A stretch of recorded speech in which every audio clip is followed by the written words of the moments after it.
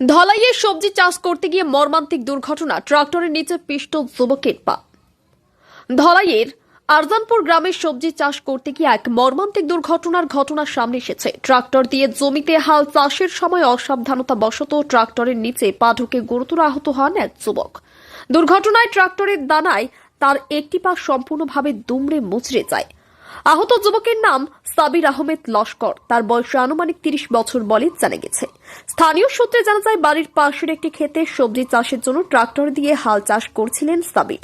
ক্ষেতের বেশ কিছু অংশে চাষ সম্পূর্ণ হলেও অল্প কিছু জায়গা বাকি ছিল। সেই বাকি অংশে কাজ করার সময়ই আচমকা এই ভয়াবহ দুর্ঘটনাটি ঘটে।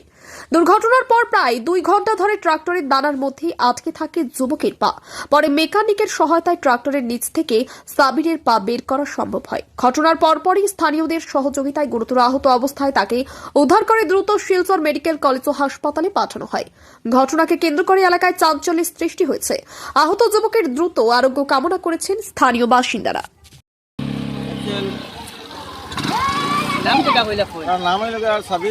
সাবির হোসেন লস্কর, আরজানপুর ওয়াতারিয়ালি লস্করের ছেলে। এখানে রবিশিষ্ট হাতের লাগিয়া হাল চাষ করতে গিয়া দুর্ভাগ্যবশত তার বা পাটা এই যে নাঙ্গলের মধ্যে ফাঁসি গেছে গিয়া।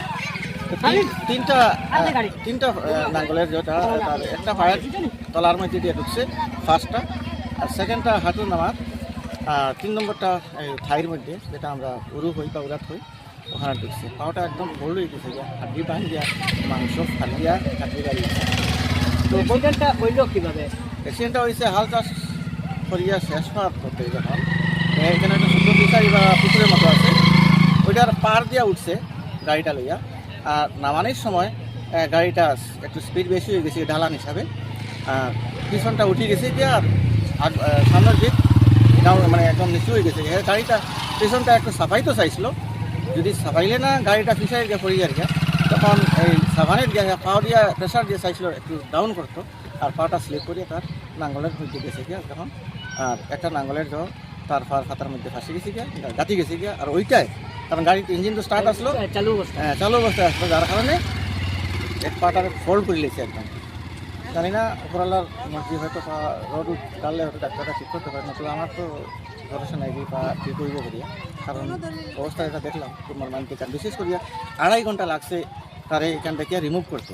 কত সময় লাগছে? ২.৫ ঘন্টা মানে এখান থেকে বাইর করতে, কারণ এটা খুলিয়া মেকানিক আনিয়া খুলিয়া রাস্তা তো আমরা এতটুকু কারেন্টের লাইন করিয়া চাইছিলাম কাটিয়া বাইর করতাম। যাই হোক, এক্সপার্টরা আসলো, তারা যে কোনো প্রকারে বাইর করে লেগেছে। এরপর এনএস দিয়ে ইঞ্জেকশন দিয়েছে, তারা লোকাল যেটা হয় যেটা হয় ইঞ্জেকশন দিয়া বাইর করা হয়েছে। তো উপরের কাছে দোয়া করি ছেলেটা সুস্থ হোক। একদম যুবক ছেলে, ২৪-২৫ বছর বয়স হইব। ইদানিং কত বছর তার বিয়ে হয়েছে, বাচ্চা কাচ্চা একটা বাচ্চাও আছে তার ছোট্ট।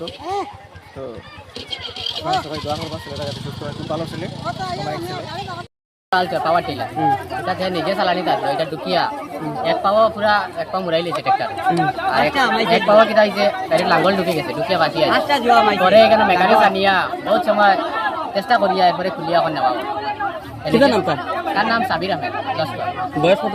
বয়স 25-26। মানে তার নিজের ক্ষেত্রে গেছিল? তার নিজের গাড়িও নিজের।